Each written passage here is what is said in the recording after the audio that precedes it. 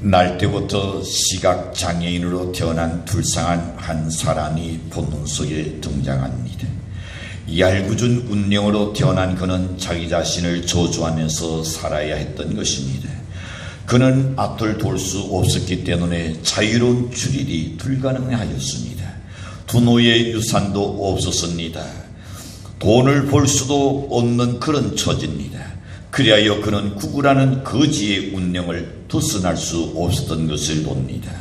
생각하건대 그는 죽지 못해 사는 불우한 사람이었으니 분명한 줄로 여겨집니다. 그러던 어느 날입니다. 예수님께서 길 가시다가 이 시각장애인을 발견하게 되었습니다.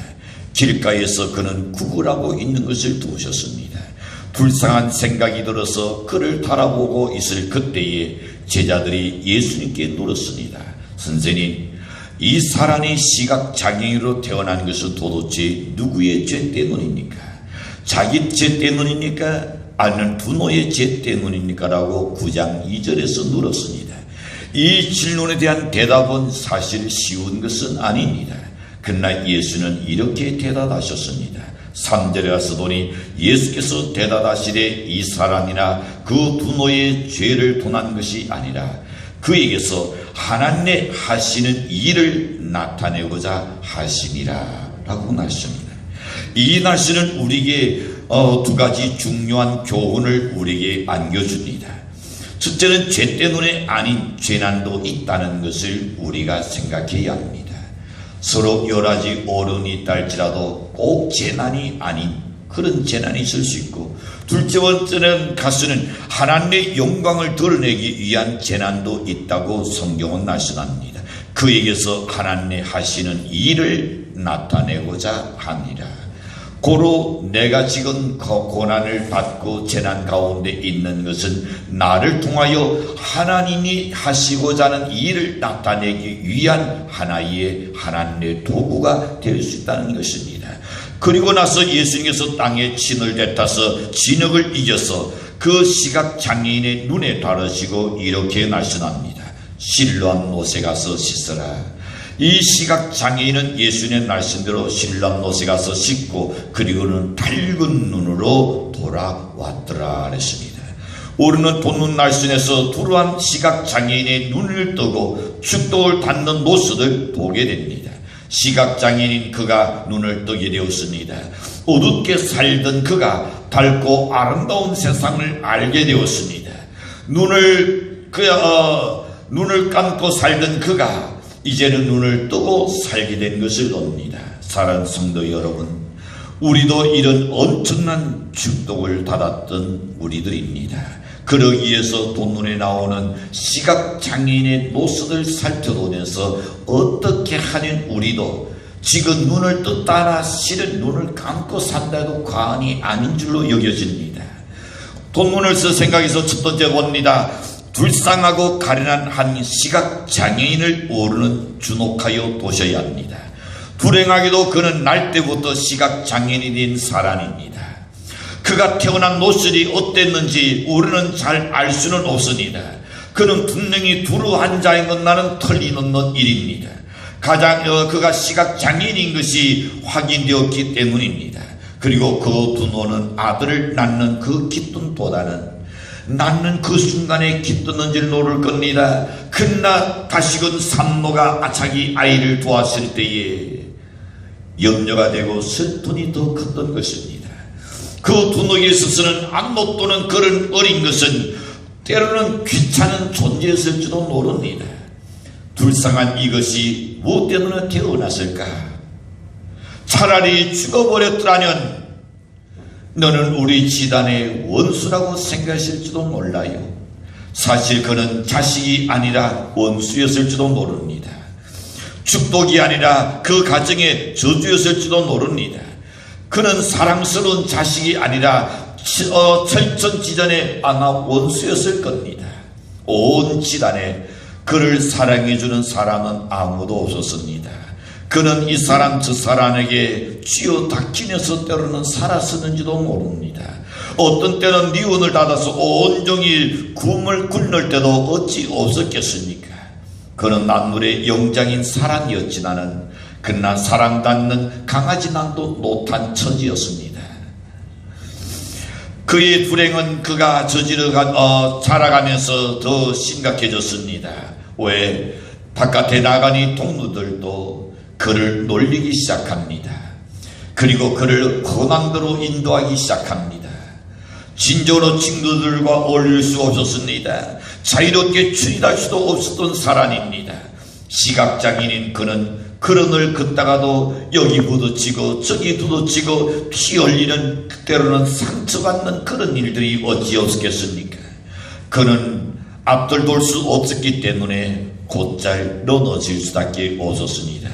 어쩌다가 새 옷을 두노가 하나 사다 입혀놓은 큰 당나무 같은 일을 벌이는 그런 처지였습니다.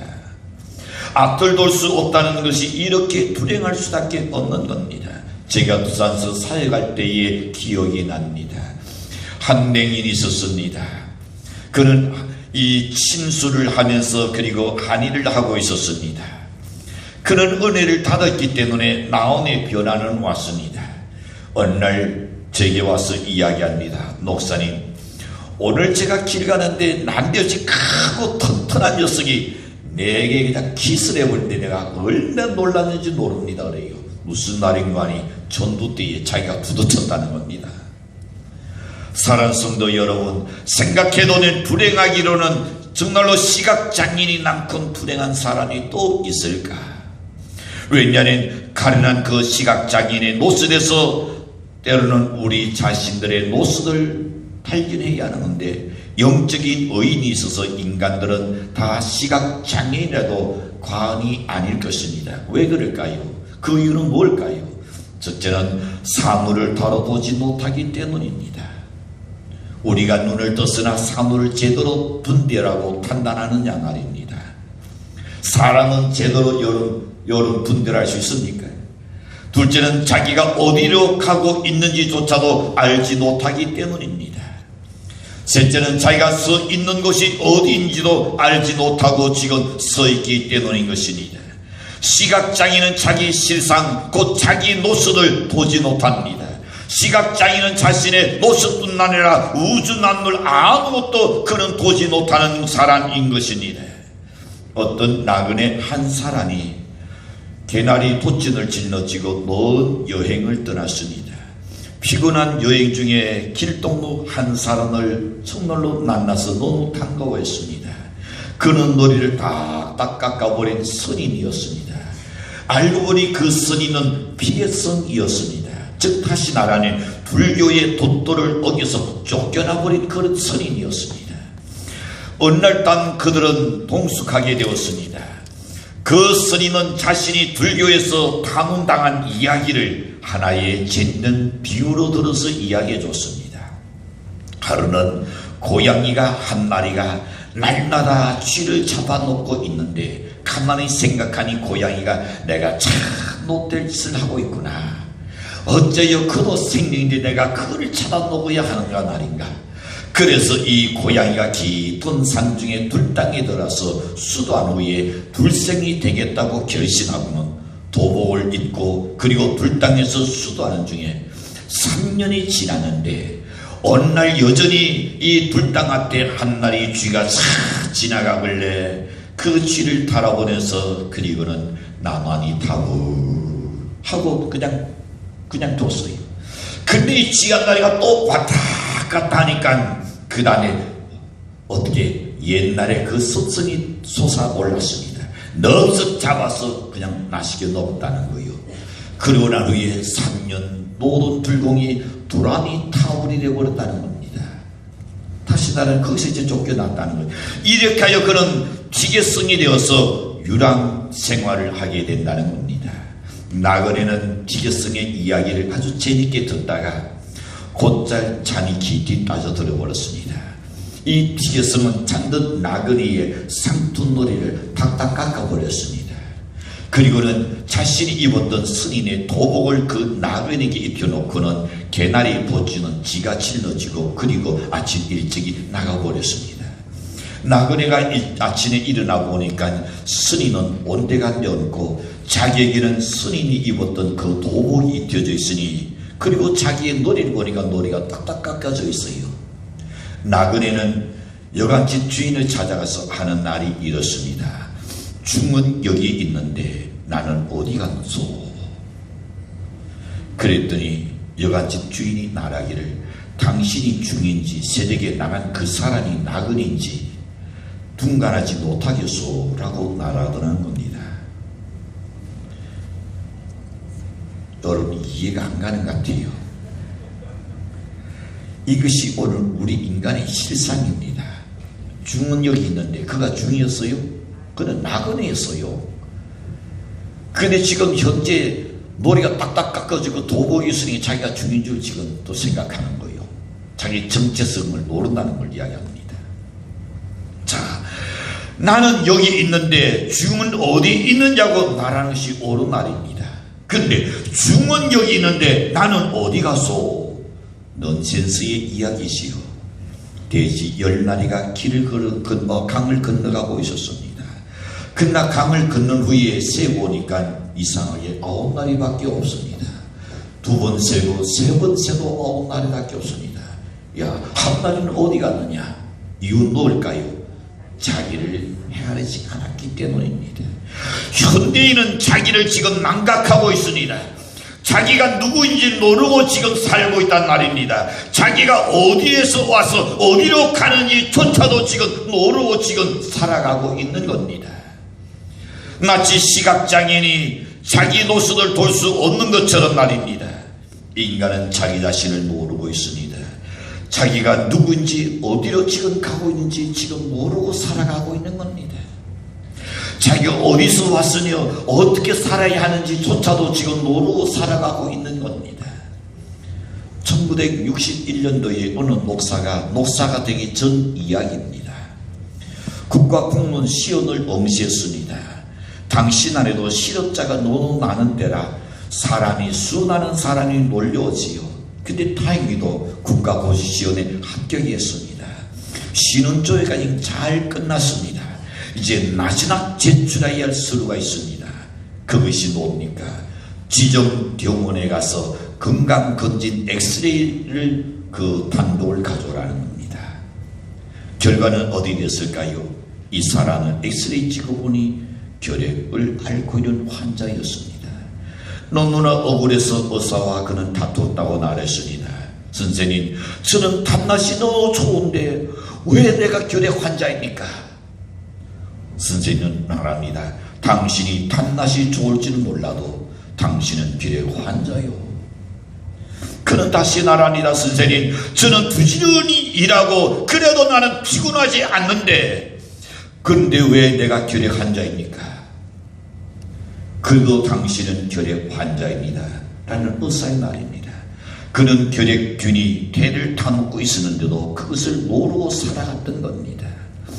폐결핵 환자였는데도 자신은 건강하다고 우기고 지금 살고 있는 겁니다. 의사가 도왔을 때에 어떨까요? 그는 웃기는 청년이 아마 틀림없을 겁니다. 왜냐하면 환자인데도 그가 아니라고 우기고 있기 때문일 겁니다. 지금 병균이 대를 지금 타먹고 있는데도 아니라고 큰 소리 치고 있기 때문에 그는 웃기는 이야기가 아닌가 말입니다. 그는 그때 죽어가고 있었는데도 그것을 모르고 하루하루 살아갔었습니다. 그는 그 병 때문에 합격하고도 취직을 할 수가 없었던 겁니다. 그는 그때 곧 약을 먹어야 했던 겁니다. 왜냐하면 대병 환자였기 때문이었습니다. 만일 그때 그가 약을 먹지 않았다면 그는 아마 죽었을 겁니다. 의사가 도왔을 때에 취직이 문제가 아니라 그 사람에게는 무엇이 문제입니까? 병이 문제였습니다. 그러나 그는 생활을 위해서 취직이 문제였지 병이 문제가 아니라고 그는 우기고 있었던 겁니다. 왜냐하면 그 병이 없다고 그는 생각했기 때문입니다. 대수롭지 않게 여겼습니다. 여러분, 이 사람이 얼마나 어리석은 사람입니까? 정말 얼마나 웃기는 사람입니까? 자기의 생명을 지금 타놓고 있는데도 그는 얼마든지 일을 할 수 있다고 생각했으니 말입니다. 병자였는데도 병이 없다면서 우겼으면 그가 웃기는 사람이죠. 인생은 이처럼 다 한결같이 어리석습니다. 오늘 본문에 나오는 시각장애인은 안못 보는 불쌍한 사람입니다. 우리 가운데도 병 때문에 불행한 사람이 어찌 없겠느냐 말입니다. 내가 원치 아니하는 병이 우리 속에 찾아와서 우리를 괴롭히고 우리의 삶을 지금 야금야금 갉아놓고 있는 것 말입니다. 그런데 그들이 불행한 이유는 뭡니까? 돈이 없어서가 아닙니다. 어떤 사람에게는 불행한 것이 돈일 수도 있겠지요.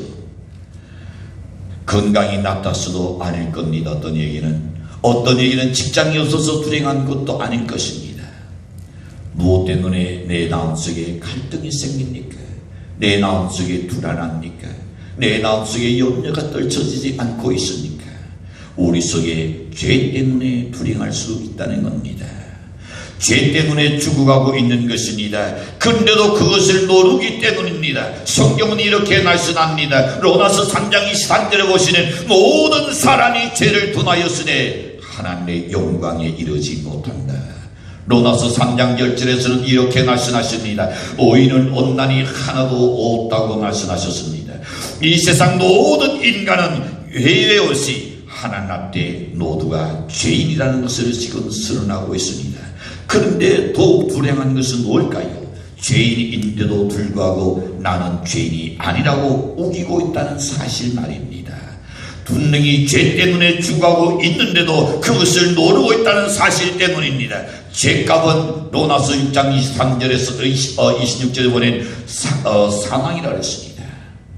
그것은 안 믿는 사람에게는 사망이 올 수밖에 없는 겁니다. 여러분, 의사가 당신은 지금 이런 병을 앓고 있습니다 라고 그에게 말한다면 그는 의사를 향하여 엉터리라고 우기겠습니까? 나는 이렇게 잘 먹고 있는데, 나는 잠 잘 자고 있는데, 나는 산도 탈 수 있는데 라고 우길 수 있겠는가 말입니다. 나는 건강하다고 여러분 자부한다고 해서 그 문제가 해결될 수 있겠느냐 말입니다. 우리 중에 모처럼 교회에 나오신 분이 혹 이 자리에 계십니까? 죄인이라는 말을 듣고 자기가 억울함이라고 생각하는 분도 있을 수 있을 겁니다. 나는 아무 잘못도 없는데, 나는 남에게 해도 끼친 일도 없는데 근데 내가 왜 죄냐고 말입니다. 그러나 성경은 말씀합니다. 모든 사람이 다 죄를 통하였으네 그렇습니다. 의인은 없나니 한 사람도 없다고 말씀합니다. 70억의 인구 중에 죄인 아닌 자는 아무도 없다는 것을 하나님 말씀합니다. 여러분, 우기지 마시고 성경 말씀에 굴복해야 복을 받는 줄로 믿습니다. 아무리 억울해도 오르는 시인할 줄 알아야 합니다. 맞습니다. 나는 죄인입니다.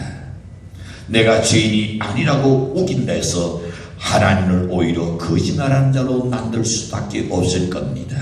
오늘 세상에 불행한 이유는 죄 때문입니다. 여러분, 에덴의 행복이 깨진 것은 바로 죄 때문에 깨졌습니다.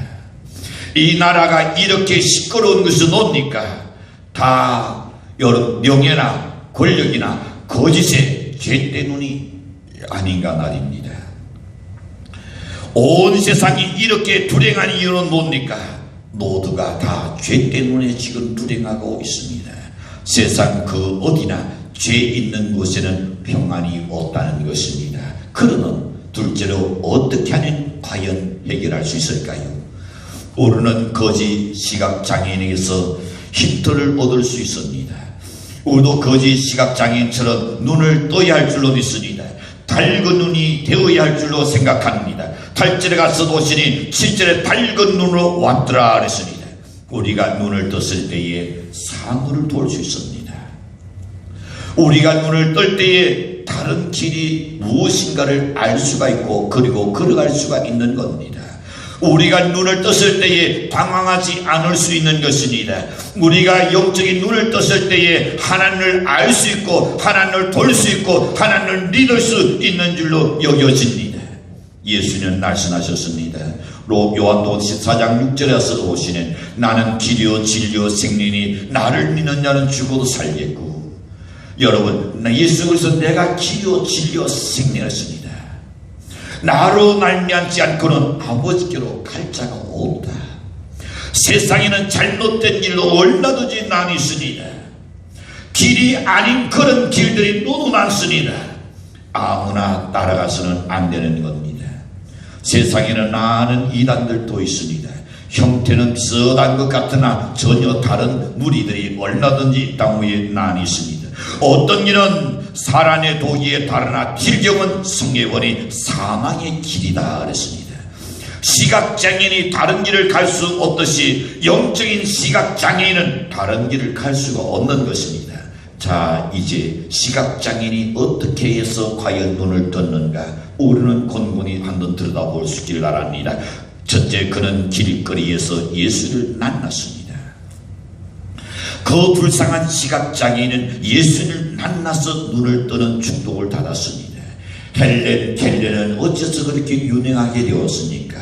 선생을 잘 만나가지고 성공자가 된 줄로 여겨집니다.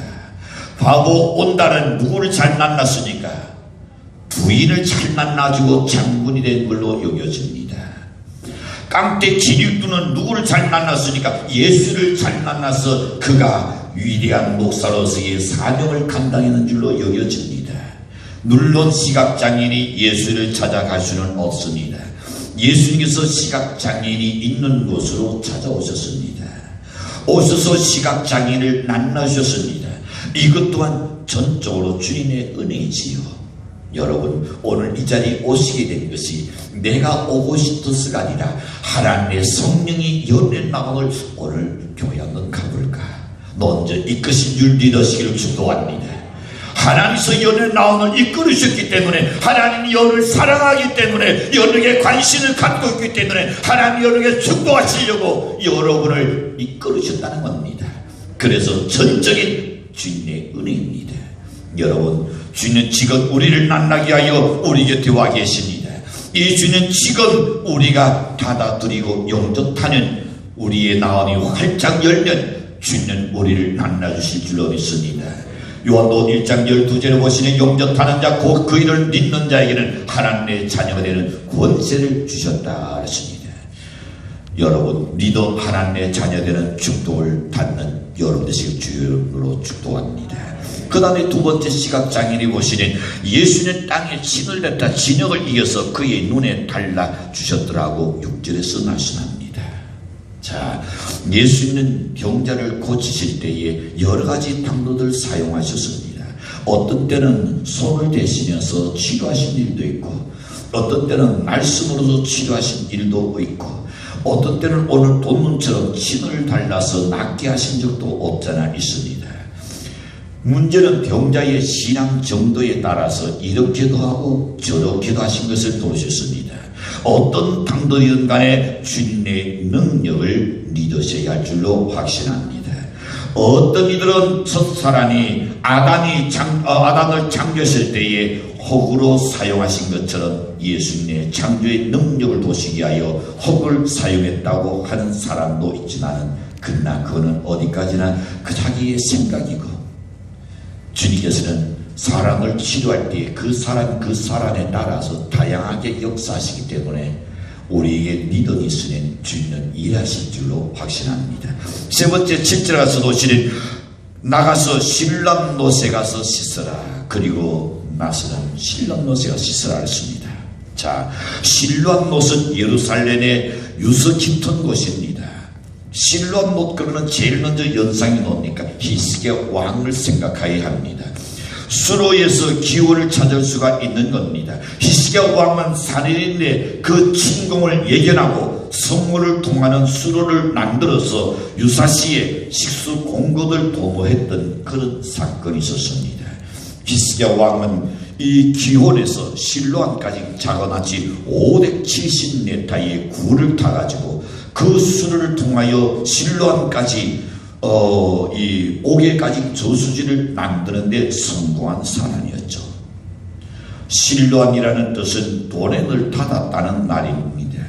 자, 기홀의 물이 수로를 통하여 성 안까지 도렌을 닫았다는 의미에 유래된 날인 것입니다.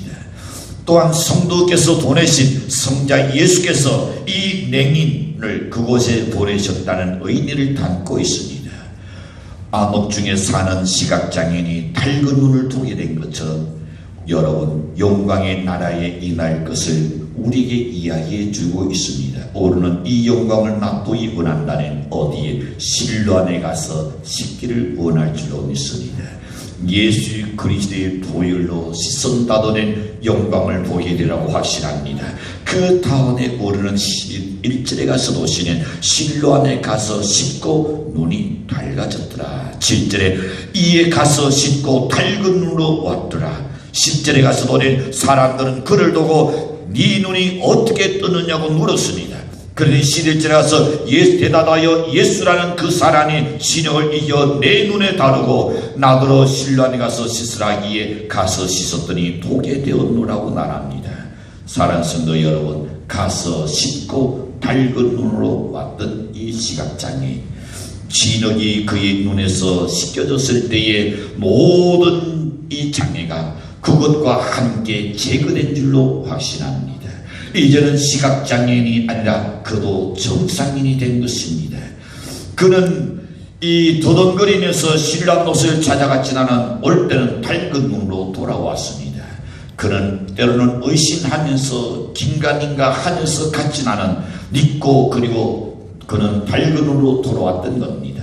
그는 통곡하면서 갔으나 그러나 절구하면서 돌아온 사람입니다. 그는 겁에 질려갔으나 승리의 노래를 부르면서 돌아왔습니다. 그는 먼 눈으로 갔으나 그러나 밝은 눈으로 그는 돌아왔습니다. 그는 완전히 새 사람이 되어서 돌아온 것입니다. 그는 완전히 변화받은 사람이 되어서 돌아왔습니다. 그는 본래 예수를 놀랐습니다. 이제는 놀랐으니까 예수라는 눈이 내 눈을 뜨게 했노라. 그는 정가는 사람 된 줄로 여겨집니다. 사랑하는 성도 여러분, 이 놀라운 변화가 어디서 온 겁니까? 그것은 예수 그리스도를 만나 새 사람이 되었기 때문에 이 변화를 경험하게 됐던 줄로 믿습니다. 그는 우리의 모든 죄를 용서해 주시고 우리로 하여금 회개케 하기를 원하십니다. 우리를 변화시켜 하늘나라에 합당한 성도가 되게 해주시라고 확신합니다. 사랑하는 성도 여러분, 이 예수를 믿고 구원받는 연대시를 축도합니다. 이 예수를 영접하여 새 사람이 되시기를 간절히 축도합니다. 이 예수를 믿고 축복받는 우리 성도 되시기를 간절히 축도합니다.